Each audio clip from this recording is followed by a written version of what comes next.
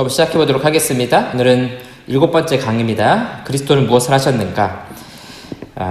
이제 여러분 나눠드린 강의 안에는 그리스도의 사역 이렇게 제가 표현을 했어요. 그리스도께서 하신 일에 대해서 같이 한번 살펴볼 거예요. 우리가 교리 배우면서 계속 좀 비슷했죠. 삼위일체 배웠을 때도 삼위일체 하나님 어떤 분인가 그 존재에 대해서 배웠다면 그 다음에는 무슨 일을 하셨는가 사역에 대해서 다뤘어요. 그리스도에 대해서도 마찬가지죠. 그리스도는 어떤 분이신가 배웠고 이제 오늘은 그럼 그리스도는 무엇을 하셨는가 이렇게 오늘 다룰 겁니다. 그래서 다음 주에 할 이 구원에 관한 구원론에 대한 부분하고 오늘 좀 연결이 됩니다. 그리스도께서 하신 일을 보면 우리의 구원과 또 연결이 되게 돼 있어요. 그래서 여러분들 수업하시면서 이 교리라는 수업이 하나가 딱 동떨어져 있는 건 없어요. 사실은 이렇게 다 연결이 돼 있거든요.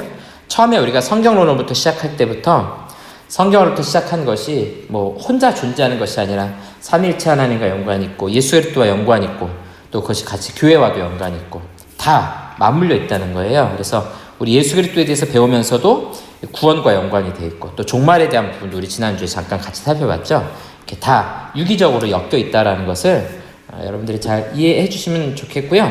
그 다음에 우리 수업 때 이렇게 성경 구절 보면서 하고 있잖아요. 이제 저도 학교 다닐 때는 성경 구절을 보면서 이 수업을 하는 게 중요한가 이렇게 생각을 했거든요. 근데 지나서 보니까 그게 정말 중요해요. 성경에서 말하는 대로 우리의 교리가 정리되는 거거든요. 그래서 여러분들이 그 배운 성경을 이제 수업 시간에 정리하시면서 메모해 놓으셨다가 내 성경책에다 거기다 이렇게 줄을 쳐 놓으세요. 그리고 나중에 성경을 읽거나 말씀을 듣다가 할 때 그 부분이 나오잖아요. 그러면 이게 신학적으로 어떤 의미가 있구나 하는 것을 여러분들이 잘 이해하고 성경도 읽고 그다음에 설교도 들으시면은 훨씬 더 좋으실 겁니다. 자, 그럼 우리 오늘 수업 같이 한번 시작해 보도록 하겠습니다. 오늘 우리 두 가지에 대해서 살펴볼 거예요. 오늘 우리가 같이 살펴볼 두 가지는 먼저 그리스도의 삼중직. 그래서 삼중이니까 세 가지예요. 세 가지를 겹쳐서 하고 있다는 것이고요. 그다음에 두 번째 배울 것은 우리가 속죄입니다. 죄를 속한다. 이렇게 없애거나 용서하는 그런 개념이죠. 이 두 가지가 그리스도께서 하신 가장 중요한 사역입니다. 이 두 가지를 같이 한번 살펴보도록 하겠습니다. 자, 먼저 삼중직에 대해서 살펴볼 텐데요. 하나님께서 우리 인간을 창조하셨어요. 지난번에 창세기 보면서 하나님께서 인간을 창조하셨고 그때 어떤 일들을 어떻게 인간에게 어떤 사명 같은 것들을 부여했는지 기억나시죠? 그래서 동산을 만드시고 이 창조의 가장 마지막 방점, 최고의 작품으로 사람을 만드셨어요. 좀 특별한 의미가 있죠. 왜냐면은 이 창조의 사실 완성이거든요. 인간이 되게 별 볼 일 없어 보이는데 전체 창조의 완성이에요. 그리고 가운데로 데려와서 짐승들의 이름도 지어주고 거기서 하나님과 교제하게 되죠. 그게 뭐 아무것도 아닌 것 같지만 사실은 에덴 동산 전체를 관할하는 역할. 사실 에덴 동산에서 왕의 역할을 하는 것은 인간이나 마찬가지거든요. 그 일들을 이제 맡겨주신 건데, 그래서 우리 인간이 부여받은 세 가지 직분이 있어요. 요겁니다. 선지자로서의 직분, 제사장으로서의 직분, 왕으로서의 직분. 요 각각의 내용들을 이거 뒤에서 살펴볼 거예요. 근데 간단하게 말하면 선지자는 지식에 대한 거잖아요, 그렇죠? 그 어떤 피조물보다도 인간이야말로 하나님에 대한 참된 지식을 갖고 있고요. 제사장이라는 것은 이제 하나님과 인간 사이, 하나님과 자연 사이를 중재하는 역할을 하거든요. 그 인간이 하는 거고, 왕, 통치자로서 역할을 하는 거거든요. 이런 사명을 우리에게 주셨어요. 자, 근데 그 일들을 인간이 제대로 못하죠. 왜냐하면 죄로 인해서 하나님에 대한 지식도 무너졌고, 그다음에 중보자 역할도 안 되고, 제대로 통치하지도 못하고, 통치하지 못하는 건 그 남자의 저주를 통해서 알 수 있잖아요. 농사를 짓는데 자꾸만 가시덤불이 올라오는 거예요. 그러니까 자연과 인간 사이 관계가 깨진 거거든요. 왕으로서의 온전한 역할을 감당 못하는 거예요. 그래서 예수 그리스도를 이 땅에 보내시고 이 세 가지 직분을 그리스도께서 감당하게 하신 겁니다. 아시겠죠? 그래서 원래 인간에게 주신 직분인데 못해요. 그래서 예수 그리스도를 이 땅에 보내시고 예수 그리스도로 하여금 이 세 가지 직분을 감당하게 하셨다. 그리고 이제 뭐 결론으로 나오겠지만 우리 인간이 이 세 가지 직분을 다시금 감당해 나가는 것, 그것이 바로 구원의 과정입니다. 아시겠죠? 그러니까 우리가 구원받았다는 것은 이 세 가지를 다시 할 수 있게 되는 거예요. 세 가지 역할들을. 그래서 내가 별거 아닌 것 같이 다 보이지만 내가 선지자이고 내가 제사장이고 내가 왕이다 하는 것을 우리가 보게 될 것입니다. 자, 먼저 그리스도의 선지자직을 어떻게, 선지자의 그 사명 어떻게 예고하고 있는가. 자, 신명기 18장 15절에 보니까 내 하나님 여호와께서 너희 가운데 내 형제 중에서 너를 위하여 나와 같은 선지자 하나를 일으키시리니 너희는 그의 말을 들을지니라. 자, 모세가 이제 가나안 땅에 들어가기 전에 이스라엘 백성들을 모아놓고 이야기하는 거죠. 그러면서 나와 같은 선지자 한 명이 일어날 것이다. 그러니까 모세 자신도 사실은 선지자 역할을 하고 있었죠. 모세는 다 했어요. 그쵸? 선지자이면서 제사장이었어요. 아론이 대제사장이지만 더 가까이서 하나님 만난 사람이 모세였어요. 그리고 그 민족 전체 지도자잖아요. 왕 같은 역할을 했거든요. 그러니까 모세는 그 세 가지 역할을 한꺼번에 잘 한 거죠. 근데 그 이후로 이제 그게 나눠지는 거예요. 자, 그래서 나와 같은 선지자 한 명을 일으키리라 그랬는데 그 처음에 사람들이 그럼 여호수아인가 이렇게 생각을 했어요. 근데 여호수아가 아닌 거예요. 좀 부족함이 많이 있었어요. 결국 이 말씀은 누구를 말하고 있냐면은 구원자로서의 선지자, 그리스도께서 선지자와 같은 모습으로 이 땅에 오실 것이다. 이렇게 예고하고 있는 겁니다. 여러분, 선지자 역할이 뭐예요? 성경에 보니까 빨간 글씨 보세요. 내 말을 그 입에 두리니 내가 그에게 명령하는 것을 그가 무리에게 다 말하리라. 이 선지자가 히브리어로 나비예요. 나비. 예. 우리 하늘 날아다니는 나비, 그렇게 그 발음이에요. 말한다는 뜻이에요. 말한다는 뜻. 예. 교회에서 말 제일 많이 하는 사람이 목사죠. 예. 지금 저 혼자 떠들고 있잖아요. 예. 이게 일종의 선지자의 역할입니다. 그래서 하나님이 주신 것을 말하는 사람이 선지자예요. 예. 아시겠죠? 예. 그래서 선지자가 하는 일은 하나님의 말씀을 전하는 것. 하나님 말씀을 전하지 않으면 그건 선지자가 아니에요. 하나님 말씀을 전해야 선지자고, 그 말이 이루어져야 돼요. 실제로 그렇게 이루어져야만 또 그게 선지자입니다. 자, 그럼 그리스도께서는 어떻게 하셨는가 보니까 말씀이 육신이 돼요. 예, 벌써 그러죠. 하나님의 말씀이 예수 그리스도께서 육신을 입으셨대요. 그러니까 예수님 자신이 말씀이신데 인간을 입고 이 땅에 오신 거예요. 그러니까 하나님의 뜻을 전할 뿐만 아니라 그 자신이 하나님의 뜻이고 하나님의 말씀이죠. 그러니까 예수님 자체가 선지자이신 거예요. 또 이렇게 말씀하시네요. 너희가 듣는 말은 내 말이 아니요 나를 보내신 아버지의 말씀이니라. 자, 이 말씀은 예수님께서 하시는 그 말, 입으로 내는 말의 권위가 하늘 아버지로부터 왔다. 하나님 아버지의 권위를 가지고 있다 하는 표현입니다. 그러니까 예수님께서 하신 가장 중요한 역할이 바로 하나님의 말씀을 전하시는 거였죠. 그래서 아버지의 뜻을 전하시고 하나님 말씀을 전하시고. 그러니까 여러분 성경책 보면은 특히 이제 마태복음 보면 그 성경책 중에 이렇게 빨간 글씨로 예수님 설교를 이렇게 기록된 성경 보시면 빨간 글씨가 되게 많아요. 그 뭐냐면 예수님께서 굉장히 많은 설교도 하시고 복음도 전하시고 말씀을 많이 하셨다는 걸 알 수 있죠. 그러니까 예수님이 하신 가장 핵심적인 사역 뭐예요? 선지자로서의 사역, 말씀, 하나님의 뜻을 계속해서 전달하시는 사역을 해주셨죠. 자, 그 다음에 이제 제사장으로서 어떻게 예수님께서 하셨는가? 여호와는 맹세하고 변하지 아니하시리라. 이르시기를 너는 멜기세덱의 서열을 따라 영원한 제사장이라 하셨도다. 자, 여기서 너가 누구냐? 예, 뭐 결론부터 말하면은 오실 메시아, 구원자를 말하는 거예요. 예, 오실 구원자는 영원한 제사장이다. 이렇게 말하고 있어요. 그래서 구원자로 오시는 분이 뭐라는 거예요? 제사장으로서 오실 것이다. 제사장으로서. 예. 그것도 어떤 제사장? 영원한 제사장. 제사장들이 사람이라서 다 죽었거든요. 나중에 시간 지나면 다 죽잖아요. 근데 영원한 제사장이기 때문에 죽지 않는 제사장이라는 뜻이에요. 자, 그러면 자, 이거 보겠습니다. 히브리서에 보면은 그리스도를 제사장이라고 또 말씀하는 데가 있어요.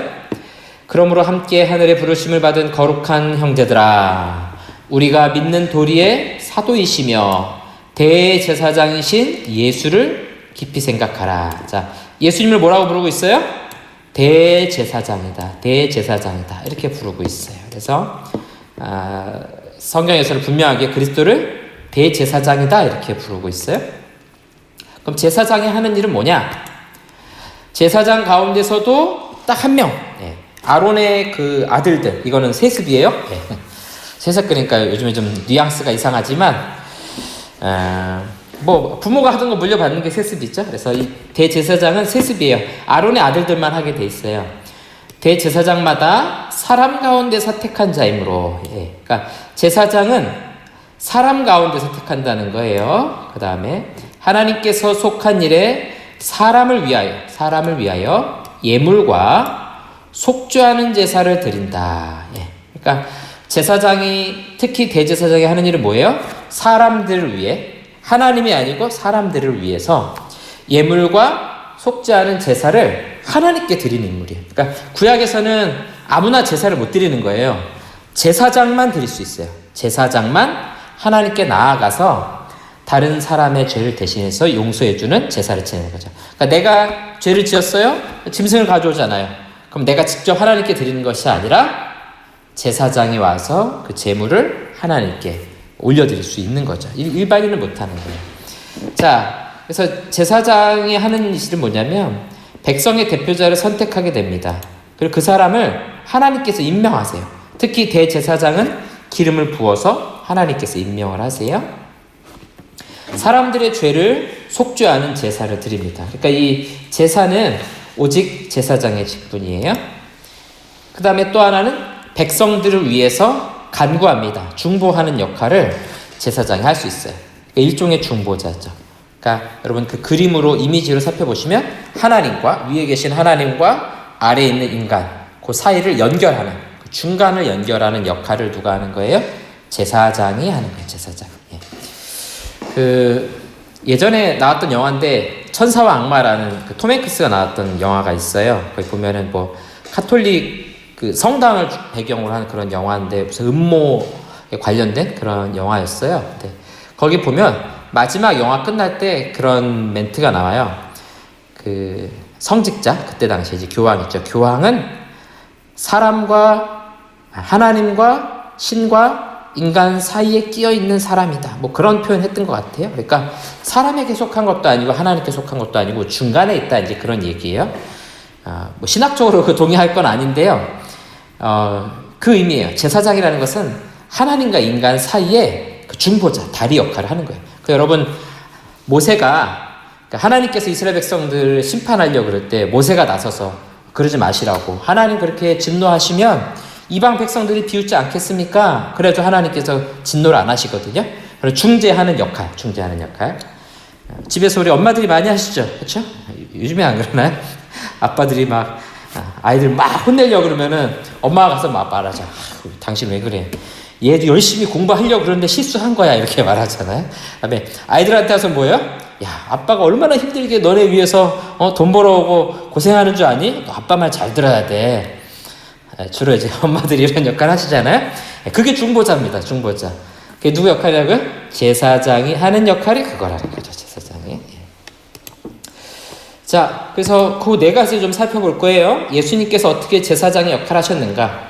자, 먼저 여러분 그 강의 안에 제가 이제 표로 정리해드린 부분에다가 채워넣으시면 되겠어요. 백성의 대표자입니다. 그러니까 인간을 대표할 수 있는 사람이 나와야 돼요. 제사장은. 그래서 예수님께서, 이건 지난번에 했지만 우리 인간의 몸을 입고 오셨잖아요. 그건 뭐냐면 인간의 대표가 되신 거예요. 백성의 대표자가 되시는 거죠. 로마서에 보니까 한 사람이 순종하지 아니함으로, 요거 아담입니다. 아담. 아담이 두고두고 욕을 먹어요. 그때 잘못해가지고. 자, 아담이 자, 많은 사람이 죄인 된 것 같이, 그 다음 한 사람이 순종하심으로 많은 사람이 의인이 되니라. 그러니까 여기 두 번째 있는 한 사람은 누구를 말해요? 예수 그리스도. 예수 그리스도. 제가 JX라고 쓴 거는 지저스, 그다음에 X는 이제 크리스토스, 그렇게 쓴 겁니다. 자, 예수님은 그래서 어떤 인물이에요? 두 번째 아담이라고도 우리가 부를 수 있어요. 그 예수님이 인간을 대표해서 순종하심, 율법에 순종하시고 죽음을 당하신 거죠. 그래서 모든 사람이 의인이 되었다. 자, 그래서 예수님의 죽음은 모든 백성을 대표해서 죽으신 겁니다. 나를 대표해서, 대신해서 우리 인간을 대표해가지고 나가셔서 죽으신 거죠. 그 다음에 이제 하나님께서 임명하셔야 된다 그랬죠. 그래서 예수님 뭐라고 말씀하세요? 나는 스스로 온 것이 아니요. 누가 보냈다고요? 아버지께서 나를 보내신 것이니라. 이 표현.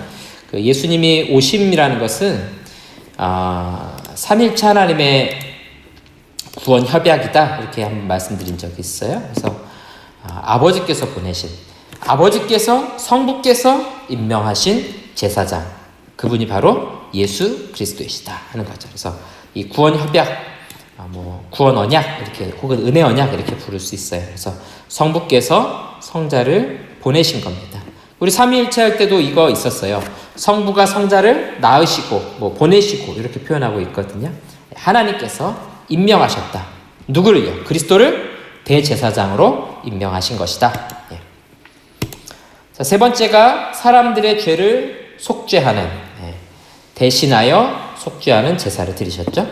그리스도 예수 안에 있는 속량으로 말미암아 하나님의 은혜로 값없이 의롭다 하심을 얻은 자 되었느니라 이렇게 말씀하고 있어요. 이 속량이라는 게 있죠. 속량. 이거는 표현이 너무 좀 거룩해 보이고 막 그러는데요. 이거 상업적인 용어예요. 어떻게 하냐면 고대 사회에서 짐승이나 노예를 돈 주고 삽니다. 여러분 글래디에이터 이런 영화 보셨나요? 하도 오래돼가지고. 그거 아니면 이제 배너에서도 그런 비슷한 거 나오던가요? 그런데 보면은 노예들을 막 이렇게 세워놓고서 제일 튼튼한 노예를 막 사가거든요. 근데 노예의 값이 그 소나 말보다 값이 떨어질 때도 많이 있었어요. 근데 사람이잖아요. 짐승하고 다르잖아요. 그래서 노예를 돈 주고 사요. 그럼 주인의 소유가 되잖아요. 그런 다음에 그 노예한테 자유를 주는 거예요. 자유를. 그래서 소유권이 바뀌고 나서 자유를 줍니다. 그럼 그 노예는 노예 신분이었지만 다른 사람이 돈을 지불함으로 말미암아 내가 자유를 얻은 거예요. 그거를 속량이라고 부릅니다. 속량. 그래서 우리가 속량 받았다 하는 것은 우리가 죄의 종이었는데 값을 치르고 예수님이라는 그 값을 치른 거예요. 예수님이라는 값을 지불하고 우리에게 자유를 주신 겁니다. 자, 계속해서 볼까요? 이 예수를 하나님이 그의 피로써 믿음으로 말미암는 화목 제물로 세우셨으니. 그러니까 지금 제사 이야기가 나오는 거죠. 그렇죠? 그러니까 예수님이 우리를 위해서 제물이 되셨어요. 그러니까 제사장으로서 제사를 지냈는데 제물이 뭐예요? 짐승이 아니에요. 짐승이. 구약시대 때 생각해보면 양을 막 잡아서 죄를 용서하는 제사를 지내는데 양이 아니라 제사장 자신이 죽는 거예요. 자기가 제물이 돼서 죽는 거죠. 그래서 자기 자신을 제물로 죽이심으로써 우리에게 구원, 자유라는 것을 주셨어요. 그게 이제 속량이라는 뜻이 되는 겁니다. 그러니까 여러분 이걸 잘 정리하세요. 제사장이시면서 제물이 되신 거예요. 좀 독특하죠? 다른 종교에서는 사실 이런 개념이 있을 수가 없어요. 이렇게 자기 자신을 죽이신 창조주 하나님, 자기 자신을 제물로 드리신 신, 이런 개념들이 이방 종교에는 사실 없죠. 자, 또 하나 사람의 죄를 속죄하는 제사를 드린 두 번째 보시면, 자, 친히 직접 나무에 달려 그 몸으로 우리 죄를 담당하셨으니 이는 우리로 죄에 대하여 죽고 의에 대하여 살게 하려 하심이라. 자, 지금 방금 그 표현을 좀 보도록 할게요. 보시면, 자, 죄에 대해서는 우리가 죽었대요. 우리가 죄에 대해서는 상관없는 사람이 됐어요. 그 다음에 어디에 대해서요? 의에 대해서 살게 되었다. 자, 이게 이제 잘 알아갈 때는 이렇게 하시면 돼요. 자, 우리가 법정에 갔습니다. 우리가 고발을 당했어요. 고발보다 더 강력하게. 자, 잡혔습니다. 뭔가 현행범으로 잡혔어요. 그래서 우리가 유죄 판결을 받게 생긴 거예요. 당신 사형, 강석훈 사형 이런 판결을 받게 됐다고요. 근데 그 순간에 어떤 일이 벌어지냐면 죄에 대해서 죽었대요. 사형 판결이라는 것이 사라진 거예요. 자, 그 다음에 의를 보세요. 이 의라는 건 뭐냐면은 아까 죄가 이거는 유죄 판결 받았다는 거예요. 그러면 유죄 판결에 반대니까 뭐가 되는 거예요? 예, 무죄 판결이 되는 겁니다. 사형 판결을 내리려고 하는 순간에 강석훈 무죄 이렇게 선고하는 게 되는 거죠. 그러니까 예수님의 그 대신 죽으심 때문에 우리가 하나님의 재판장 앞에서 유죄 판결을 받는 것이 아니라 무죄 판결을 받는다는 거예요. 우리가 의롭다라는 것은 무죄라고 판결을 받는다라는 뜻이에요. 그러니까 이 땅을 살아갈 동안에는 우리 여전히 막 죄인으로 살아가는데 우리를 무죄인 것처럼 생각하고 바라보시는 거예요. 그러니까 하나님의 재판장 앞에서 당신은 무죄요 이렇게 판결하신다는 거죠. 왜 그렇다는 거예요? 그 판결을 벌써 누가 받았어요? 누가요? 예수님께서 그 판결을 미리 받으신 거죠. 예, 그래서 우리의 죄를 대신하여 제물이 되셨다. 그래서 우리가 뭐 대속 이렇게도 불러요. 대속적 죽음, 대신 속죄한다 이런 뜻이죠. 예. 자, 그 다음에 백성들 위해서 간구하시는 중보자이시죠. 만일 누가 죄를 범하여도 아버지 앞에서 우리에게 대언자가 있으니 대신 말하는 자가 있다는 건데요. 이게 이제 보혜사라는 뜻이에요. 예. 잠시만요. 예, 요게 파라클레토스를 제가 잠시만요. 철저히 잘못 썼어요. 예. 자,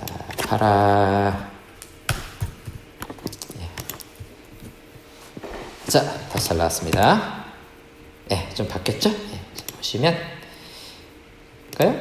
자, 보세요. 파라클레토스 이렇게 돼 있잖아요. 예, 이게 뭐냐면 변호사라는 뜻입니다. 변호사. 그렇죠? 예. 그래서 우리 옆에 누가 있는 거예요? 우리 개인 변호사가 옆에 딱 있는 거예요. 그럼 뭐 무슨 문제 있을 때 누가 해결하겠습니까? 변호사가 대신 말해주고 해결해 주겠죠. 그래서 우리 곁에 누가 있어요? 변호사가 있다는 거, 변호사가. 근데 우리가 평소에는 변호사가 왜 필요한지 잘 모르죠. 저도 변호사를 안 써봐서 잘 모르겠어요. 근데 예전에 저희 아버지가 한번 교통사고 나셨을 때 그 일을 이제 소송 처리하는데 변호사를 사서 이렇게 처리하시더라고요. 제가 정확히 과정은 못 봤지만 저희는 아무것도 안 했어요. 그냥 그분한테 상황만 드리고 뭐 알려드렸더니 자기가 가가지고 뭐 서류 만들고 이런 거 다 하더라고요. 그래가지고 뭐 이렇게 보상받는 거 처리해가지고 끝내주더라고요. 예. 얼마나 든든합니까? 우리 곁에 누가 있어요? 이 보혜사, 변호사가 있다는 거예요. 그래서 우리의 그 죄의 문제를 해결해 주셨다는 거죠. 그게 바로 의로우신 예수 그리스도시라. 그래서 그리스도가 우리의 변호사가 되신다. 예. 여러분 억울한 일 있으면은 누구한테 말씀하시면 되겠어요? 예. 전화해서 동창 부르지 마시고 기도로 우리의 변호사 되신 하나님, 주님께 나아가면 되겠어요. 자, 그 다음에 또 하나 볼까요? 그러므로 자기를 힘입어 하나님께 나아가는 자들을 온전히 구원하실 수 있으니. 그러니까 하나님께 나아가는, 우리 기도의 자리로 나아가는 그 자리에 중보자이신 그리스도께서 계시다는 거죠. 그래서 그가 항상 살아계셔서 그들을 위하여 간구하시니라. 우리 지난주에 우리 예수님께서 승천하셔서 하나님 우편에 앉아 계신다 그랬죠. 그때 하시는 중요한 일이 뭐예요? 온 우주를 통치하심과 동시에 성도들을 위하여 중보하고 계시는 역할, 그렇죠? 중보자로 계신다고 말씀드렸어요. 그래서 항상 우리를 위해서 간구하고 계시는 분이세요. 또 우리의 기도의 중보자가 되어주셔서 기도할 때 예수님의 이름으로 기도합니다. 그 고백이 뭐예요? 이 기도의 중보자가 예수 그리스도이시다. 올라가는 중보자. 그 다음에 기도의 응답도 예수 그리스도를 통해서 우리에게 내려오게 되는 것입니다. 자, 그래서 정리해보면 이렇게 될 것 같아요. 백성의 대표로서, 그렇죠? 땅에 오셨죠? 그래서 인간의 몸을 입고 인간을 대표해 죽으셨고요. 하나님께서 임명하신, 성부께서 보내신 또 속죄의 제사, 제사장이시면서 친히 제물이 되셨죠. 또 우리를 위해서 중보하시는 분이십니다. 그래서 지금도 우리를 위해서 중보하고 계시는 분이 바로 그리스도이시다. 이렇게 우리가 알고 또 이해하시면 되겠습니다. 자, 제사장직 이렇게 설명드렸어요. 이 제사장직을 좀 이제 길게 말씀드린 게 성경에 이 부분이 사실 많이 나와요. 특히 히브리서를 보시면 이제 앞으로 히브리서를 읽으실 때 그 부분을 잘 보시면 돼요. 계속해서 그리스도가 우리의 대제사장이 되신다 이런 표현을 계속해서 반복해서 하고 있어요. 아무래도 이제 제사에 대해서 이해하고 있는 히브리인들을 대상으로 썼기 때문에, 유대인들을 대상으로 썼기 때문에 그렇게 더 이해하기 쉽도록 말씀하고 있어요. 자, 이제 세 번째 왕권입니다. 왕권. 자, 그리스도의 왕권에 대해서 예고하고 있는 거 볼까요? 내가 나의 왕을 내 거룩한 산 시온에 세웠다 하시리로다. 시편 2편에 보니까 이런 말씀하고 있어요. 자, 이 왕이 누굴까? 이제 사람들이 처음에는 이제 궁금한 거예요. 그래서 다윗 왕인가 보구나 이렇게 처음에 생각을 했어요. 실제로 다윗이 왕이 됐잖아요. 근데 다윗도 그의 통치나 권력이나 이런 게 완전하지 않았던 거예요. 그래서 여기서 말하는 왕은 결국 메시아를 말하는구나, 그리스도를 말하는구나 이렇게 이해할 수 있는 거죠. 자, 이사야서 9장 6절에 보니까 한 아기가 우리에게서 낳고, 너무 친숙하죠? 우리 성탄절 때 너무 많이 봐가지고. 자, 아기가 한 명 태어났어요. 한 아들을 우리에게 주신 바 되었는데, 근데 그게 아들이래요. 어깨에는 정사를 메었고, 이거 이제 어떤 정치와 그 권력의 힘을 말하는 거죠. 그거를 어깨에 메었다. 이거 뭐냐면은 가지고 있다는 거죠. 이름은 기묘자라. 이거 놀라운 분이라는 거예요. 그냥 원더 이렇게 그냥 표현하는 거거든요. 모사라, 이거 이제 카운셀러, 상담자라는 거죠. 다 아시는 분이다 하는 거예요. 근데 이 아기가요, 전능하신 하나님이래요. 너무 놀랍죠? 하나님이 아기로 태어나셨대요. 그러면 이제 우리가 다 감이 오는 거죠.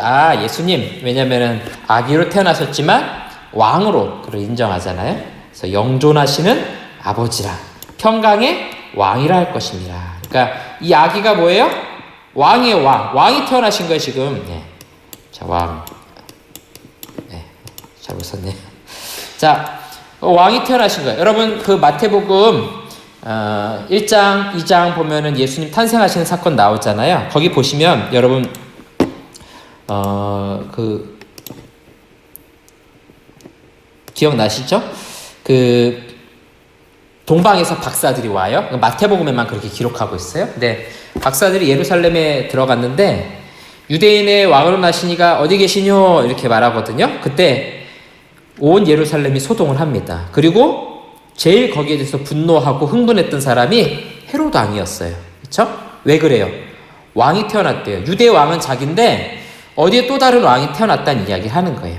그러니까 마태복음은 예수님을 철저하게 왕으로 묘사하면서 그의 탄생을 기록하고 있는 거예요.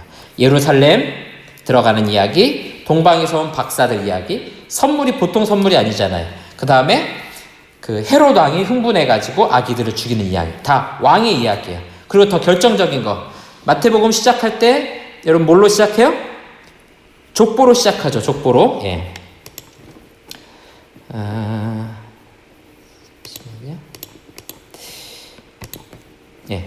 마태복음을 시작할 때 족보로 시작해요. 아브라함과 다윗의 자손 예수 그리스도의 계보라. 여러분 족보는 우리나라를 예로 들어볼까요? 족보 있는 집안이다. 여러분 어떤 느낌이세요? 이 집이 그냥 평범한 집이 아니구나, 적어도 양반가인가 보구나, 그렇게 하거든요. 만약에 자기 조상 대대로 다 종으로 살아온 사람이라면은 족보가 필요한가요? 뭘 내놓을 게 있어야 족보가 필요한 거잖아요. 족보는요, 뭔가 내세울 게 있는 가문에서 사실은 만드는 거거든요. 누가 영의 정했더라, 우리 집안에 누가 뭐 판설했더라, 이런 게 있어야 족보를 하는 거예요. 또 우리나라는 어때요? 학생 시절에 외우는 족보가 있죠. 수업 시간에 족보를 외워요. 여러분 외웠던 족보 뭐 있으십니까?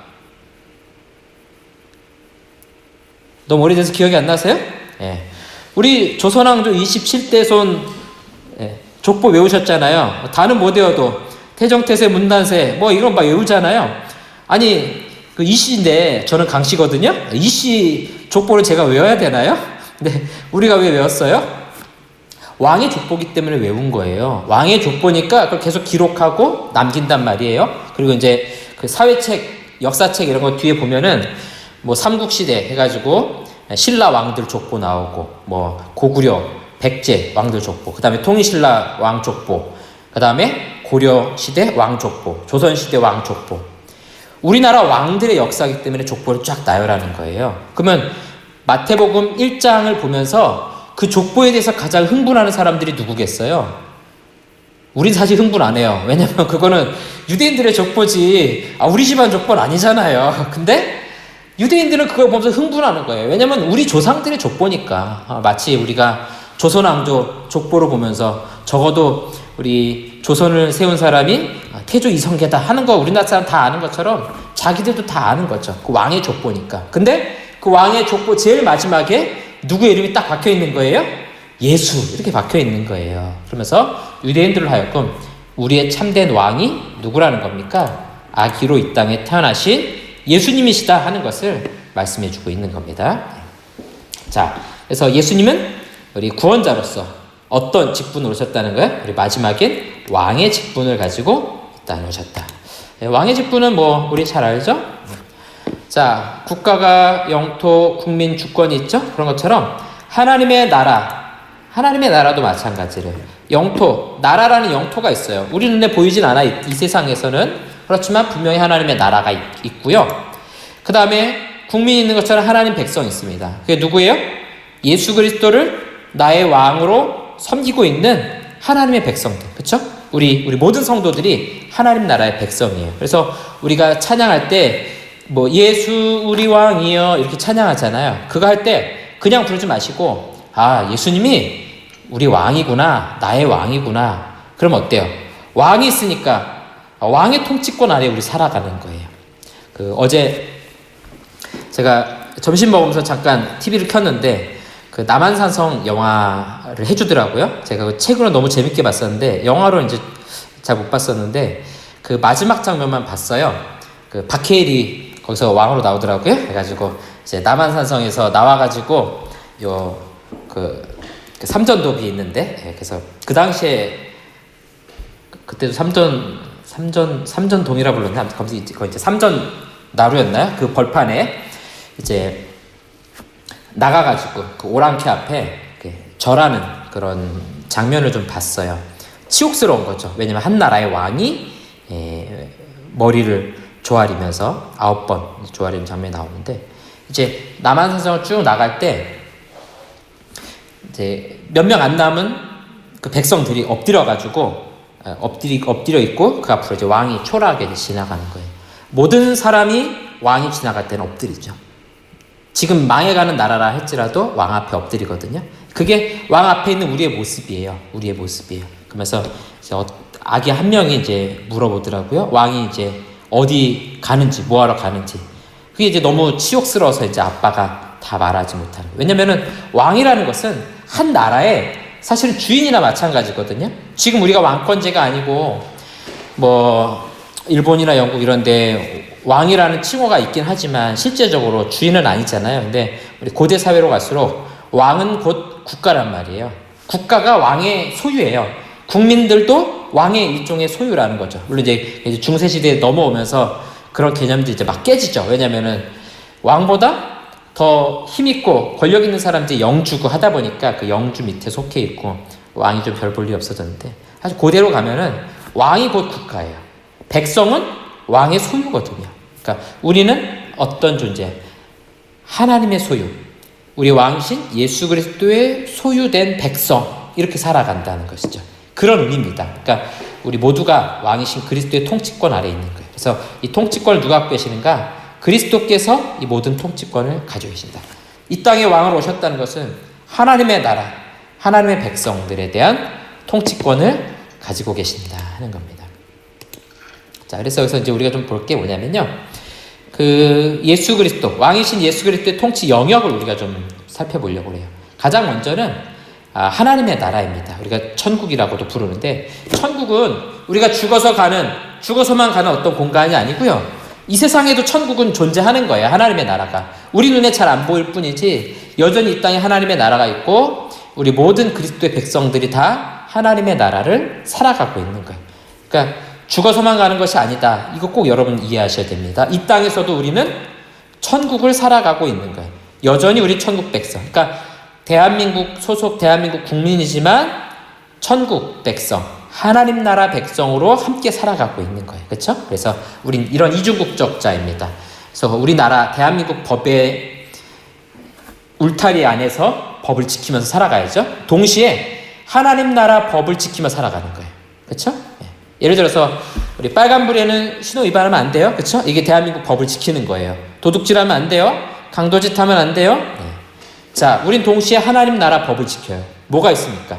제가 요즘에 어제 이제 신명기 말씀을 읽는데 예전에 안 보이던 말씀이 보이기 시작하는 거예요. 그게 뭐냐면 내 이웃을 사랑하라. 내 이웃을 사랑하라. 하나님 사랑하라. 이 얘기 계속 반복하시는 거예요. 그래서 신명기에 하나님 사랑하라는 얘기가 이렇게 많았나 싶은 생각이 어제 신명기 읽으면서 들더라고요.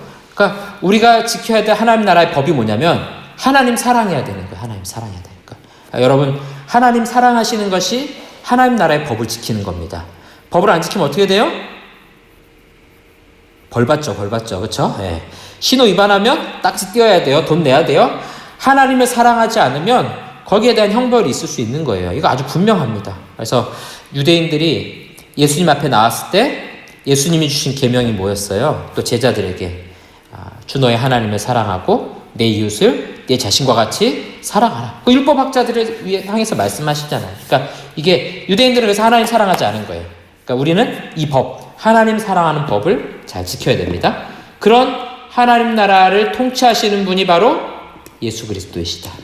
자, 동시에 아직 세상 종말이 안 왔기 때문에 이 세상 나라가 같이 존재하거든요. 이 하나님 안 믿는 불신의 나라, 이 세상 나라도 그리스도의 통치 영역 아래에 있는 거예요. 이걸 우리는 믿고 고백하셔야 돼요. 그래서 한 나라의 지도자, 왕, 주권이 세워지고 그 다음에 패하는, 없어지는 이런 모든 것이 다 우리 하나님의 뜻 가운데, 예수 그리스도의 뜻 가운데 세워지고 사라지고 통치된다라는 것이죠. 그래서 어떤 때는 이 세상이 불합리하니까 하나님이 살아계시지 않나 보나 이렇게 생각할 수 있지만 그 오해라는 거예요. 이 세상도 우리 주님의 통치권 아래 있다라는 거예요. 물론 이 불완전한 세상이 있다는 것을 우리 주님께서 아시고 아직은 내버려 두고 있지만 심판 때까지 기다리시겠죠. 우리가 분명히 알아야 될 것은 그리스도의 통치 영역은 하나님의 나라뿐만 아니라 세상 나라도 그리스도의 통치권 아래 있다 하는 것입니다.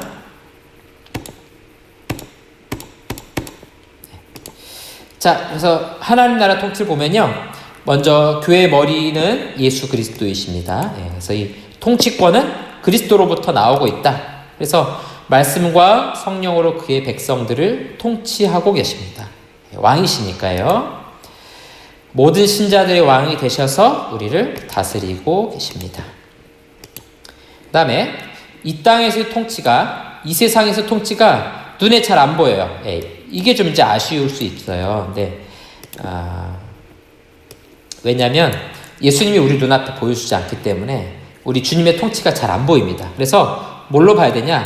믿음의 눈으로만 볼 수 있는 거예요. 그러니까 믿음이 없는 사람은 안 보이는 거죠. 예수님이 세상을 통치하시는지 어쩌는지 그냥 그거 모른다는 거예요. 어제 어떤 한 분이 좀 교회 상담을 좀 하러 오셨어요. 우리 교회 안 다니시는 분인데 본인이 이제 성당 다니신다 그러시더라고요. 그래서 이제 얘기를 좀 했는데요.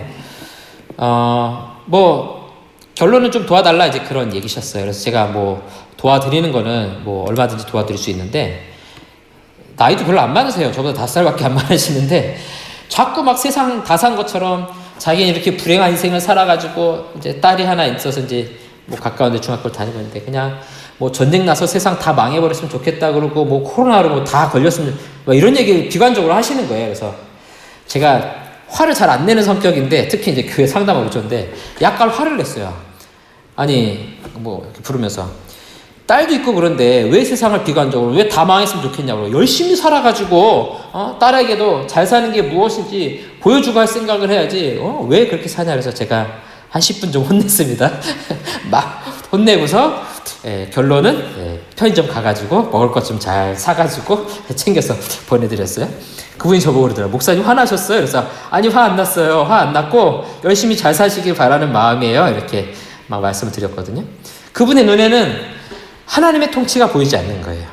그냥 세상이 다 불합리해 보이고 잘 사는 사람만 보이고 행복한 사람만 보이고 그런다는 거죠. 믿음이 없으면 그런 것들이 안 보여요. 잘 사는 사람도 있을 수 있고 좀 어려운 사람도 있을 수 있죠. 그렇죠? 내가 좀 잘 살 수도 있고 내가 좀 많이 어려울 수도 있어요. 그러나 그리스도께서 우리를 통치하신다는 사실을 알면 어려움 가운데 있는 사람들은 주님 바라보게 될 것이고 그 다음에 좀 부유하고 넉넉한 가운데 있는 사람은 주님이 주신 것이라 생각하고 겸손할 수 있을 거 아니에요. 그러니까 이 모든 것이 다 주님의 것이다 고백하면 돼요. 부유한 자가 겸손할 수 있는 방법은 그거예요.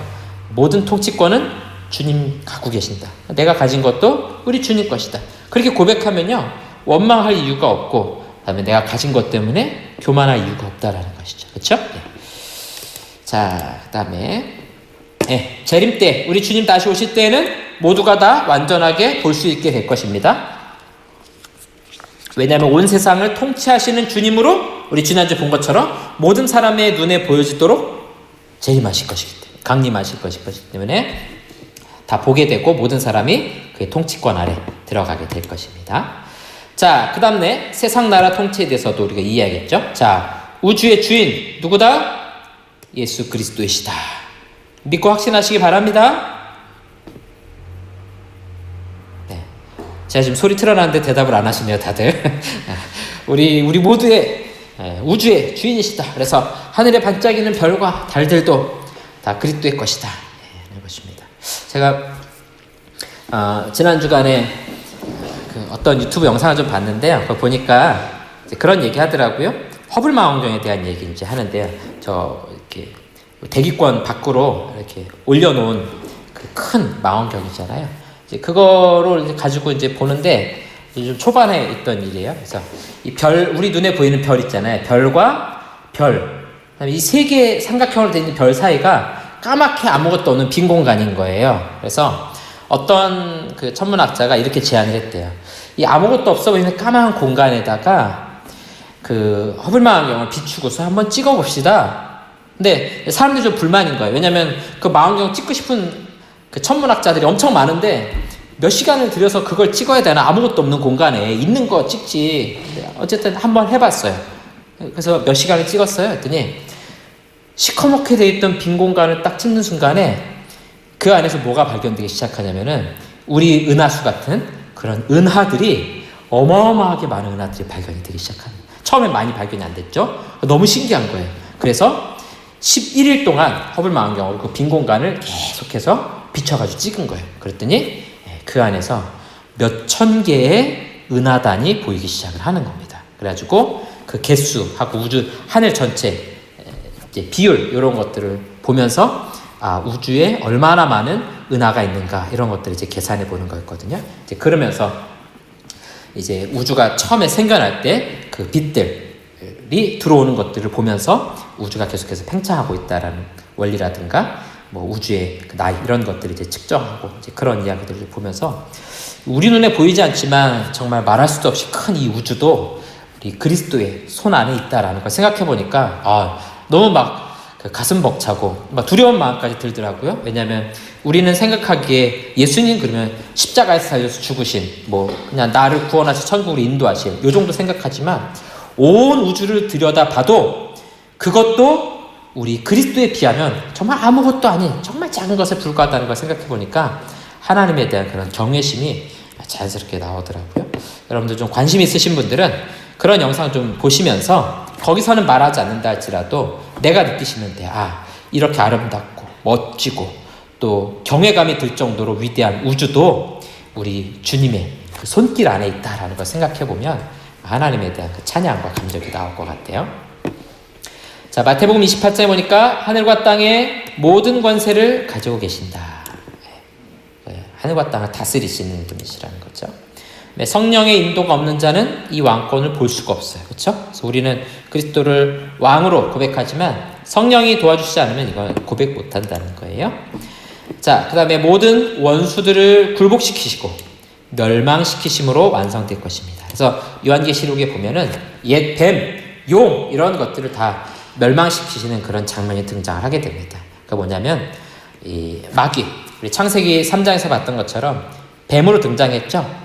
우리를 죄로 떨어뜨린 그 사단 마귀를 굴복시키시는, 심판하시는, 멸망시키시는 그런 장면을 우리가 보게 됩니다. 그러니까 이 세상의 악한 통치가 마지막에 다 멸망될 것이라는 거예요. 재림 때는 어때요? 모든 불신자들도 그의 심판을 받게 될 것입니다. 자, 그 다음에 속죄를 좀 보도록 하겠습니다. 이제 두 번째 파트예요. 죄를 용서하시는 것이죠. 하나님이 죄를 알지도 못하신 이를 예수 그리스도를 말하는 거죠. 우리를 대신하여 죄로 삼으신 것은 우리로 하여금 그 안에서 하나님의 의가 되게 하려 하십니다. 자, 여러분, 아까 이 의 제가 뭘로 표현했었어요? 이거 무죄라고 말씀드렸어요. 무죄. 예. 우리가 마우스를 쓰기 힘드네. 자, 무죄 판결을 받는 겁니다. 왜요? 이 그리스도께서 우리 죄를 대신해서 내가 사형 판결을 받아야 되는데 그걸 대신해서 대신 형벌을 받으신 거예요. 그게 바로 속죄입니다. 속죄. 자, 속죄 원인과 필요성. 속죄 원인. 자, 왜 그리스도께서 우리를 대신하여 십자가에 죽으셨는가 보시면 또 그의 손으로 여호와께서 기뻐하시는 뜻을 성취하리로다. 그러니까 왜 우리를 구원해 주셨는가?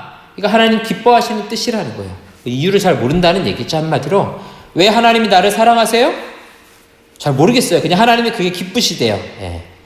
왜 당신이 좋습니까? 이렇게 질문했을 때 몰라요. 난 당신이 그냥 좋아요. 예. 이게 사랑하는 고백이잖아요.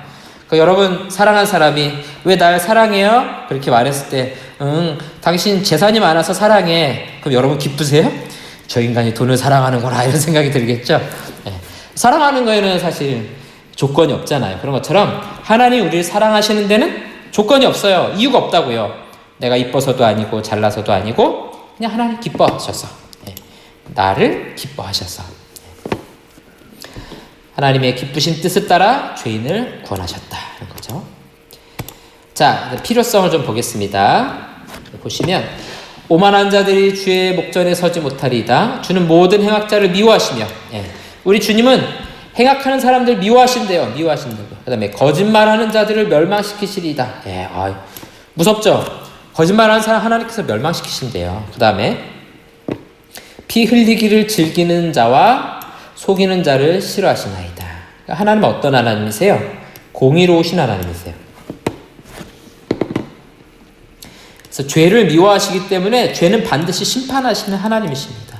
우리에게도 이건 마찬가지예요.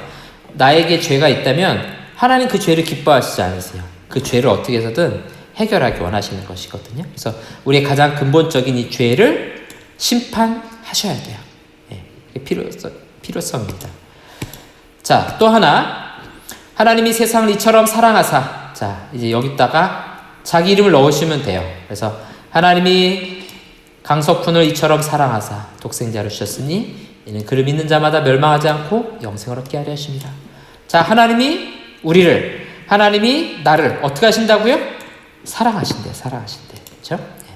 세상에서 가장 아름다운 단어죠. 우리를 사랑하신다. 우리를 사랑하신다는 거. 그래서 앞에는 어땠어요? 하나님의 공의가 있어서 죄를 심판하셔야 된다고요. 그렇죠? 우리 안에 있는 죄를 심판하시는 것이 하나님의 속성이에요. 동시에 우리를 사랑하시는 것이 하나님의 속성이에요. 그래서 이 모순된 두 가지 속성입니다. 모순된 두 가지 속성. 이 두 가지 속성이 한 군데 어우러지는 거죠. 어우러지는 거예요. 자, 그래서 내가 사랑하는 사람에게 죄가 있어요. 그럼 어떻게 하면 좋을까요? 그렇죠? 이게 모순된 거거든요. 사랑하니까 무조건 용서해 줘야 되는 것인가? 하지만 죄가 있기 때문에 무조건 심판해야 되는가? 이 두 가지 모순된 문제를 해결하시는 방법이 뭐라는 거예요? 예수 그리스도께서 대신하여 십자가에 죽으시는 것. 대신 형벌을 받는 거죠. 그러니까 형벌 받는 것도 해결했고 사랑하시는 것도 해결하는 두 가지를 한꺼번에 해결하시기 위해서 그리스도께서 대신 죽으셨다는 겁니다. 그래서 우리가 그림으로 보면 이래요. 하나님의 공의, 죄에 대한 심판이에요. 그다음에 사랑, 우리 덮어주기 원하시는 거죠. 그래서 이걸 두 가지를 해결하고 만족시키는 것이 뭡니까? 하나님께서 자기 아들을 이 땅에 보내셔서 대신 죽게 하는 것이죠. 대신 속죄하는 것이죠. 그래서 죽음이라는 형벌에 대한 것도 해결하시고 우리에 대한 사랑도 해결하신 사건입니다. 그게 이제 속죄가 들어온 거예요. 대신 죄를 용서하는 사건이 들어온 겁니다. 자, 지금 우리가 다루고 있는 속죄라는 건 바로 이런 개념입니다. 왜 예수님이 나를 대신하여 십자가에 죽으셨는가? 그렇죠? 우리 전도하는 핵심 내용이 그거잖아요. 예수님 믿어야 구원받습니다. 왜요? 예수님께서 나를 대신하여 십자가에 못 박혀 죽으셨기 때문입니다. 바로 그 부분, 핵심적인 부분을 지금 설명드리고 있는 겁니다. 하나님의 공의와 우리의 죄의 문제를 사랑하시는 하나님의 그 사랑, 공의와 사랑 두 개를 만족시키는 것이 바로 자기 아들이 대신 죽는 방법으로 해결하신 거죠. 자, 이 속죄의 특징이 있습니다. 먼저 하나님께 만족을 드렸습니다. 자, 여러분 여기 보시면 요 하나님께라는 부분에 정확하게 밑줄을 치시고 체크를 해주세요. 이거 중요합니다. 누구를 만족시켰느냐? 하나님께 만족시킨 거예요. 자, 여러분 우리 창조 때 모습 잘 기억해 보세요. 하나님께서 에덴 동산을 만드셨는데 인간이 죄를 범했잖아요. 그렇죠? 그래서 하나님과 우리 사이 관계가 깨졌어요. 그렇죠? 그러면 이 문제를 해결하는 것은 누군가가 분노한 사람, 진노한 사람, 화를 내신 분의 그 화를 가라앉혀야 돼요. 그게 누구예요? 하나님이시잖아요. 우리에게 진노하시는 그 하나님의 진노에 대해서 해결해야 된다고요. 그래서 로마서 5장에 보면 이렇게 말씀하고 있죠. 우리가 원수 되었을 때 그의 아들의 죽으심으로 하나님과 화목하게 되었습니다. 이 아들이 죽었어요. 중보자로. 그래서 하나님과 우리 인간 사이의 관계가 회복이 되는 거예요. 화목하게 되는 거죠. 그래서 에덴 동산에서 쫓겨났어요. 근데 아들의 죽음을 통해서 하나님이 다시 우리를 만나주시는 사건입니다. 그러니까 우리 눈에 보이는 에덴 동산에 들어가지 못했지만 이 땅에 살아가는 우리가 하나님과 만나는 에덴 동산과 같은 곳에서 살아가는 거예요. 말이 너무 복잡한가요? 에덴 동산은 어떤 곳이었어요? 하나님 만나는 공간이었어요. 근데 지금은 어때요? 우리가 어느 곳에 있든지 하나님 만날 수 있어요. 그렇죠? 그래서 내가 가는 곳 어디나 에덴 동산일 거예요. 내가 가는 곳 어디나 하나님 나라가 되는 겁니다. 아시겠죠? 예. 자, 화목하게 된 자로서 더욱 그의 살아나심을 말미암아 구원을 받은 것이니라. 자, 그래서 깨졌던 관계가 회복되는 겁니다. 예. 이거 잘 여러분 이해해 주셔야 됩니다. 하나님과 우리 사이의 관계 회복. 예. 아시겠죠? 그러니까 여러분 이제 가족들 가까운 사이에서 특히 느끼는 거지만 뭐 부부가 싸웠든지 부모와 자녀 간에 싸웠든지 가까운 사람끼리 싸워서 관계가 깨지면 어떻습니까? 굉장히 괴롭잖아요. 그렇죠? 예. 집에서 가족들하고 싸우면 집에 들어가는 것이 거의 지옥으로 가는 것보다 더 괴롭거든요. 근데 어때요? 관계가 회복되는 순간에 가장 행복함을 느끼는 거예요. 그러니까 하나님과 우리 사이 관계가 깨지면요, 이 세상 어디 있어도 평안하지 않은 겁니다. 사실은 하나님을 알지 못하는 사람은 참된 평안을 누릴 수가 없어요. 뭘 해야 참된 평안을 누리나요? 돈을 많이 쌓아놓으면 그게 참된 평안을 주나요? 그렇진 않죠. 권력을 얻으면 참된 평안을 얻나요? 그렇지 않아요. 참선을 하고 명상을 하고 그거 계속 해도 근본적으로 인간에게 해결할 수 없는 그 참된 평안이라는 것은 채워지지 않아요. 이거는 하나님과 우리 사이에 화목돼야만 이걸 누릴 수가 있는 겁니다. 자, 그 다음, 대리적 속죄였다. 대리. 예, 대신한다는 거죠. 그렇죠? 누군가가 대신해주는 거예요. 우리는 다 양 같아서 그릇 행하여 각기 제 길로 갔거늘 여호와께서는 우리 모두의 죄악을 그에게 담당시키셨도다. 예. 우리 거를 다 끄집어 안아가지고 예수님께 다 갖다 드린 거예요. 그래서 그분이 우리의 죄악을 가지고 가신 거죠. 그래서 구약에서는 짐승이 죄를 대신 지고 죽었어요. 그런 것처럼 그리스도께서 우리의 죄를 대신 지고 담당하시고 죽으신 것입니다. 세 번째, 그리스도의 능동적, 수동적 순종을 포함한다. 자, 이 말은 뭐냐면요, 예수님이 이 땅에 오셔서 십자가에 죽으신 것은 예수님 자신이 스스로 오셨다는 거예요. 예수님 자신이 스스로 오셨다는 거죠. 그래서 예수님께서 나는 버릴 권세도 있고 다시 얻을 권세도 있으니 이렇게 말씀하시거든요. 자신의 어떤 죽으심에 대해서 이야기하시는 것이지만 결국은 어때요? 내가 죽을 수도 있고 죽지 않을 수도 있다 하는 것이죠. 이것을 언제 결정하셨어요? 삼위일체 하나님이, 삼위 하나님이 창조 전에 이미 인간을 구원하시기로 작정하셨다라는 겁니다. 그 다음에 수동적 순종은 뭐냐면 여호와께서는, 성부 하나님께서는 우리 모두의 죄악을 그에게 담당시키셨도다. 여기는 수동적 순종도 들어가는 거예요. 예수님 스스로도 원하셨고 성부께서 그를 십자가에 죽으심으로 보내셨죠.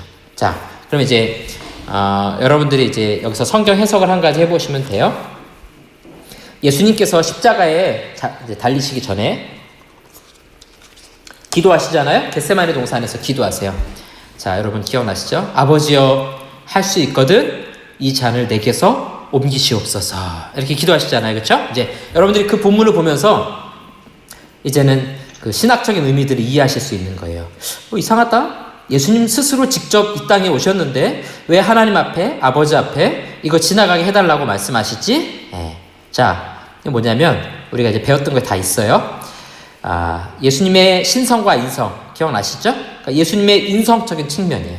예수님도 꼬집으면 아프다고요. 상처 나면은 괴롭다고요. 그런 고통을 예수님이 당하셔야 돼요.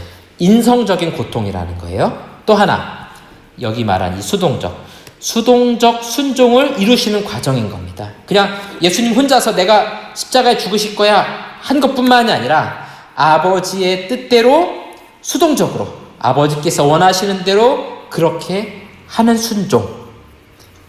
하나님 아버지께서 자기 아들을 십자가에 못 박혀 죽으심으로 우리 인간을 구원하기 원하신다. 그 뜻에 순종하는 수동적 순종이라는 거죠. 그렇죠? 자, 이게 바로 속죄의 성질입니다. 그러니까 순종은 이렇게 두 가지가 있을 수 있어요. 둘 다 중요하겠죠? 그렇죠? 우리도 마찬가지예요. 내가 원해서 봉사하고 충성할 수 있어요. 그러나 동시에 하나님께서 원하시기 때문에 그렇게도 할 수 있는 겁니다. 두 가지가 다 포함되어 있어요. 자, 이제 한 가지 잘못된 속죄 이해를 우리가 한 가지 좀 볼 거예요. 아까 여러분 지금 했던 속죄 성질 강의한 첫 번째, 하나님에게 만족을 드렸다. 그 부분 기억나시죠? 자, 이런 이해가 있어요. 사단에게 진 빚을 갚기 위해 그리스도께서 죽으셨다. 이렇게 표현한단 말이에요. 그러니까 이런 식으로 설교하는 분이 있어요, 실제로. 이렇게 말하는 거예요. 우리 인간이 사단의 종노릇 한단 말이에요. 이건 이제 성경에도 그런 표현이 있잖아요. 그래서 사단에게 빼앗겨서 사단에게서 우리를 사오기 위해서 그리스도께서 죽으셨단 말이에요. 그 죽으심의 값을 누구에게 줬다는 거예요? 사단에게 줬다는 거예요. 사단에게 줬다는 거. 이걸 우리가 사단 배상설이라고 부릅니다. 근데 여러분 보세요. 하늘과 땅의 모든 통치권은 누가 갖고 계세요? 그리스도께서 갖고 계시고 하나님 아버지께서 갖고 계신다고요. 그걸 사단에게 배상해 줄 이유가 없어요. 모든 것이 다 하나님의 것인데 왜 이걸 사단에게 배상을 합니까? 사단은 우리가 지난번에 살펴본 것처럼 그 피조물 중에 하나일 뿐이에요. 천사로 피조물 중에 하나일 뿐이지 그가 우리의 죄에 대한 권세를 가지고 있는 것도 아니고 온 우주의 통치권을 다 가지고 있는 것도 아니라고요. 잠시 왕 노릇하고 있는 것뿐이에요. 왕 노릇. 진짜 왕이 아니고 왕 행세를 하고 있는 것뿐이라고요. 사단에게 갚을 이유가 없어요. 하나님의 그 진노하심을 만족해 하는 것이지 사단에게 빚을 갚을 이유가 없다는 것이죠. 자, 보세요. 사단에게서 해방되는 것이 구원이다. 이렇게 하면 맞는 것 같아요. 그렇죠? 죄는 하나님을 떠난 것이며 그 원인 제공자가 사단이므로 사단에게서 해방되는 것이 사단의 권세를 이기는 것이 구원이다. 이 송파구에는 곧 나오겠죠. 송파구 아니군요. 어떤 분이 이렇게 말한다고요. 근데 보세요, 여러분. 언뜻 맞는 것 같지만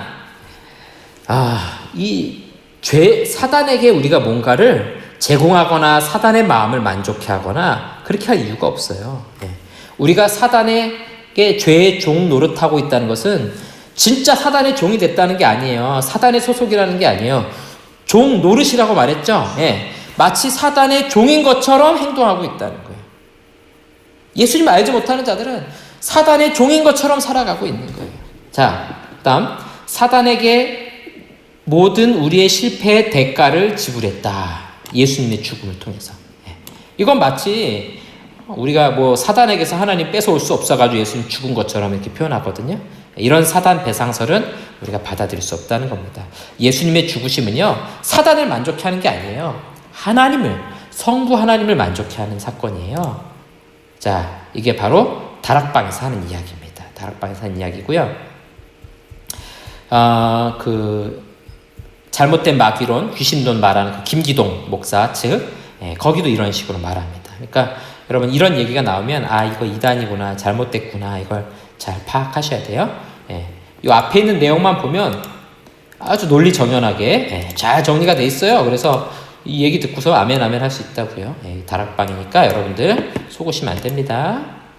자, 그다음에 이제 마지막 우리 중요한 내용이에요. 속죄의 범위. 그러면 예수님의 그 대신 죽으심의 범위, 이 효력을 받는 사람이 어디까지인가 하는 거예요. 두 가지가 있습니다. 모든 사람을 위해 죽으셨다. 또 하나는 택한 자들만 위해 죽으셨다. 자, 여러분 이렇게 말하면 여러분 아마 다 자연스럽게 동의하실 수 있어요. 자, 여기는 굉장히 우리 장로교회의 중요한 교리예요. 다른 교단하고 차별이 되는 교리예요. 택한 자들만 위해 죽으셨다. 자, 해볼게요. 제가. 자, 예수님 십자가에 죽으셨어요. 이 죽으심의 효력은 이 지구 위에 있는 모든 사람을 위해서 죽으신 죽으심이다 하는 의미예요. 또 하나, 택한 자들만 위해 죽으셨다는 거냐면은 예수님의 그 죽으심은 하나님께서 선택한 사람들, 선택한 사람들만을 위해서 죽으신 겁니다. 그러면 택하지 않은 사람들은요? 이 사람들 위해 죽으신 게 아니라는 거예요. 아시겠죠? 그래서 여러분들 아마 자연스럽게 당연히 모든 사람이 죽으신 것 아닌가 이렇게 생각하실 수 있는데요. 그렇지 않습니다. 우리 장로교 교리는 예수님의 죽으심은 택한 자들만을 위해 죽으신 거예요. 저 지옥으로 떨어지는 멸망받은 사람들 위해 죽으신 게 아니라는 거예요. 자기 자녀들만을 위해서 죽으셨다는 이야기입니다. 그래서 택함 받았다 이렇게 얘기하면 우리가 좀 불편한 마음이 들 수 있어요. 이렇게 표현하면 돼요. 하나님께서 택하신 자기 자녀들만을 위해서 죽으신 것이다 하는 거죠. 그렇죠? 네. 여러분 아버지가 열심히 일하는 게 자기 자녀들을 위해서예요? 아니면 옆집에 있는 아들까지 챙겨주기 위해서예요? 네. 옆집 아들하고는 상관이 없어요. 그 집은 그 집 아빠가 먹여 살리시겠죠? 네. 자, 그런 의미입니다. 근데 이 둘 사이가 교리가 굉장히 많이 갈라져요. 자, 그래서 첫 번째, 이 모든 사람이 죽으셨다. 이걸 우리가 보편적 속죄라고 부릅니다. 보편적 속죄. 모든 사람을 위한 죽음이라는 거죠. 그렇죠? 모든 사람 위해서 그리스도께서 죽으셨다는 거예요. 이거는 로마 카톨릭, 루터파, 알미니안. 여기서 알미니안이라는 건 뭐냐면 우리 개혁교회 있죠. 우리 장로교회 말고 그 외에 다른 교단들, 대표적으로 감리교라든가 뭐 성결교라든가 이런 교단들이 다 알미니아예요. 이런 데는 모든 사람을 위해 우리 주님께서 죽으셨다 이렇게 고백하거든요. 그래서 이 구원의 결정권은요 결단한 인간에게 있어요. 자, 우리는 어땠어요? 하나님께서 우리를 이렇게 택하셨죠. 그렇죠? 구원 협약을 통해 우리를 택하셨어요. 근데 여기서는 어떻게 고백하냐면 아무리 구원이 있어도 내가 그걸 잡지 않으면 안 되는 거예요. 아시겠죠? 그러면 반대로 말하면 이런 거예요. 내가 구원 받았어. 예수님 믿고. 근데 내가 살다가 어느 날 나 구원 받기 싫어. 예수님 안 믿을 거야. 그게 가능하다는 얘기예요. 예. 인간의 자유의지를 강조하게 됩니다. 뭐 이건 어떤 면에서 좋은 것처럼 보일 수 있어요. 그러나 중요한 건 구원의 결정권, 선택권 누구에게 있어요? 인간에게 있어요. 아무리 하나님 우리한테 구원을 주려고 해도 내가 손 딱 붙들고 절대 나는 구원 안 받을 겁니다. 그럼 안 받는다는 얘기예요. 그럼 실제로 그런 교단들에서는 이렇게 설교를 합니다. 그래서 어떤 유명한 목사님 설교인데 이런 거예요. 하늘에 천국 계좌가 개설이 됐어요. 그렇죠? 예. 비밀번호 잘 알아요? 예. 예수님 믿는 게 비밀번호예요. 어떻게 하면 돼요? 은행에 가서 비밀번호 누르고 구원이라는 돈을 찾으면 돼요. 근데 내가 안 찾으면 어떻게 돼요? 못 받는 거예요. 이게 이 보편적 속죄 알미니안 교단들에서 하는 이야기입니다. 근데 우린 그렇게 말 안 해요? 장로교 같으면 어떻게 설교할까요? 내가 아무리 안 받으려고 해도 하나님 어떻게 하세요? 너 손 펴. 이거 구원이야. 받아. 너 어떻게든 내가 천국까지 끌고 간다. 저 싫어요. 안 갈 거예요. 그거 안 돼. 너 내가 그냥 꽉 붙들고 갈 거야. 이게 장로교식 교리가 되는 거예요. 아시겠죠? 아주 큰 차이가 있습니다. 자, 그래서 여기에 문제는 뭐냐면 구원의 효력이 100% 발휘되지 않아요. 아무리 예수님께서 십자가에 죽으셨어도 난 안 믿을 거예요 하고 이렇게 우산 쓰고 있는 사람은 어때요? 아무리 구원의 은혜가 내리려 그래도 안 받겠다는 거 안 받겠다는 거. 그러니까 이 예수님의 구원이 100% 효력을 발휘하지 못하게 된다는 겁니다. 자, 우리 개혁교회는 제한 속죄입니다. 모두를 위한 속죄가 아니라는 거예요. 택한 자들, 자기 자녀들만을 위해서 그리스도께서 죽으셨다는 거예요. 구원의 효력이 100% 효력을 발휘하게 돼 있어요. 왜냐하면은 한 사람도 놓치는 사람 없거든요. 네. 여기 영상 보고 계신 여러분들이 아무리 발버둥 치고 난 절대로 예수님 안 믿어야지 하고 발버둥 쳐도 소용없어요. 네. 왜요? 예수님 끌고 갈 거기 때문에 여러분들 이제 빠져나갈 틈이 없습니다. 이게 우리 개혁교회, 장로교회의 설교고 교리가 되는 거예요. 자, 그래서 모든 믿는 자들을 반드시 구원합니다. 그래서 이거 우리가 성도의 견인이다 이렇게 말합니다. 이 견인, 견디고 인내한다는 뜻이거든요. 우리가 방탕해도 어떻게 한다는 거예요? 우리 주님께서 끝까지 견디고 인내하셔서 우리를 그리스도께로 인도한다라는 뜻입니다. 아시겠죠? 그러니까 우리 이 교리를 믿는 여러분들은 그래서 이 구원에 대해서, 믿지 않는 자들의 구원에 대해서 절대 낙심하시면 안 돼요. 아시겠죠? 우리 가족 중에, 내 친구 중에 내가 기도했는데도 저 사람 하나님께 돌아오지 않더라. 낙심할 이유가 없다고요. 왜냐면 그 사람이 선택하는 게 아니에요. 지금 좀 발버둥 쳐도 나중에 누가 다 끌고 가세요? 하나님께서 다 끌고 가시죠. 그렇죠? 몽둥이 하나 들고 와가지고 끌고 가듯이 우리에게 끌고 가신다라는 거예요. 자, 오늘 이제 우리 수업을 좀 마무리할 텐데요. 제가 칼빈주의 5대 교리를 좀 정리를 하려고 그래요. 이제 이건 여러분들 꼭 이해하셔야 될 게 뭐냐면 우리 칼빈주의 개혁교회 핵심 요약이 아니에요. 이걸 핵심 요약으로 오해하시는 분이 계신데 핵심 요약이 아니고요. 우리의 특징입니다. 다른 교파와의 차이점이에요. 다른 교파와의 차이점. 뭐 한국인의 특징 뭐가 있습니까? 빨리빨리 뭐 이런 거 있잖아요. 그런 것처럼 우리 개혁교회 칼빈주의 특징 여러분들 그 강의 안에 보시면 제가 이제 영어 앞글자만 딱 땄어요. 그렇죠? 강의 안 한번 보실래요? 영어로 뭐라고 써있는지 한번 읽어보실래요? TULIP 튤립이라고 써져 있죠. 그렇죠? 이게 이제 칼빈주의 5대 교리를 한 글자씩 영어로 요약한 거예요. 첫 번째 뭐냐면 전적 타락입니다. 토탈 디프라비티 해가지고 모든 사람이 다 타락했다는 거죠. 그리고 하나님을 찾을 수 있는 능력이 우리에게 없어요. 이게 전적 타락이라는 겁니다. 우리 모든 부분에 있어서 타락했어요. 그래서 하나님을 찾을 능력도 없고 진리를 깨달아 알 수 있는 능력도 없어요. 우리 힘으로 하나님 못 찾아요. 반면에 알미니아는 부분적 타락 이렇게 말하겠죠. 그래서 이 우리의 특별한 교리입니다. 감리교나 성결교 이런 데서 이렇게 안 믿어요. 우리 장로교에서만 이렇게 믿는 거예요. 그리고 이제 침례교 중에서도 또 이렇게 믿는 분들 계시고요.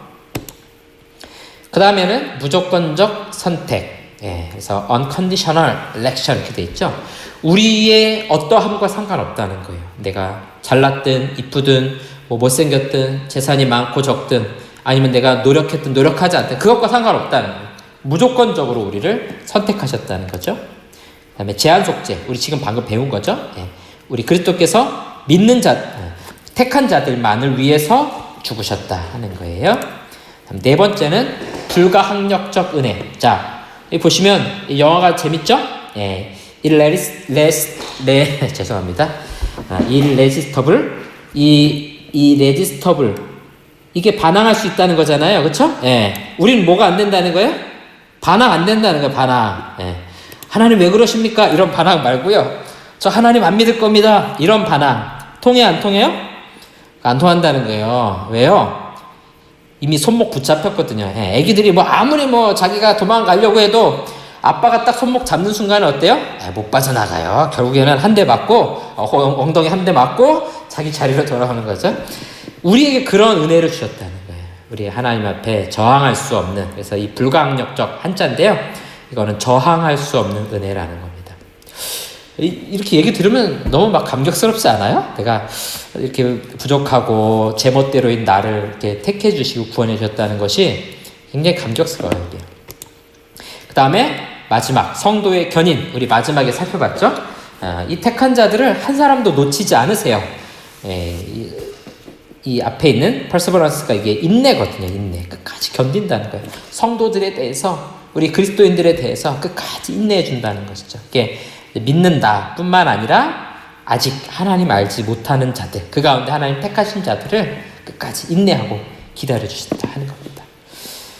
자, 그래서 이제 앞자만 따면 이제 튤립 이렇게 된다는 거예요. 이거 안 외우셔도 돼요. 뭐 이거 외웠다가 또 잊어버리기 때문에 굳이 외우지 마시고 한번 메모해 두셨다가 나중에 또 기회가 되면 이런 거 한번 볼 기회가 있으시면 그때 또 생각하시면 좋을 것 같아요.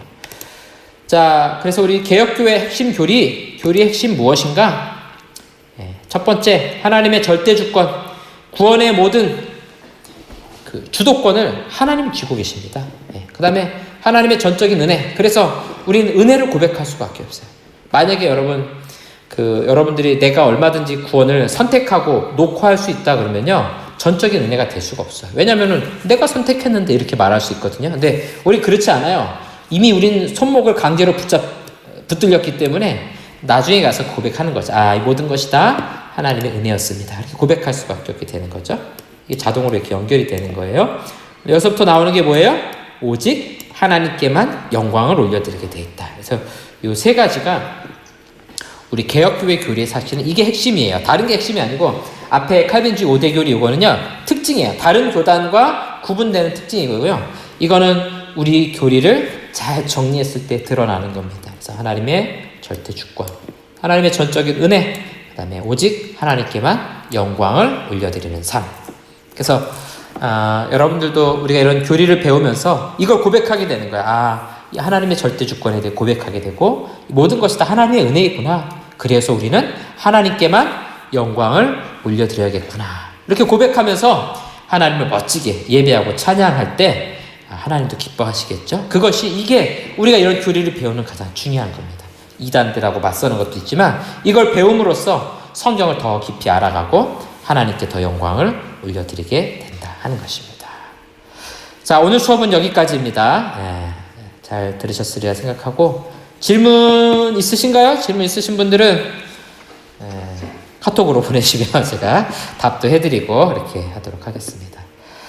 자, 다들 수고 많으셨습니다. 우리 강의 마치도록 하겠습니다.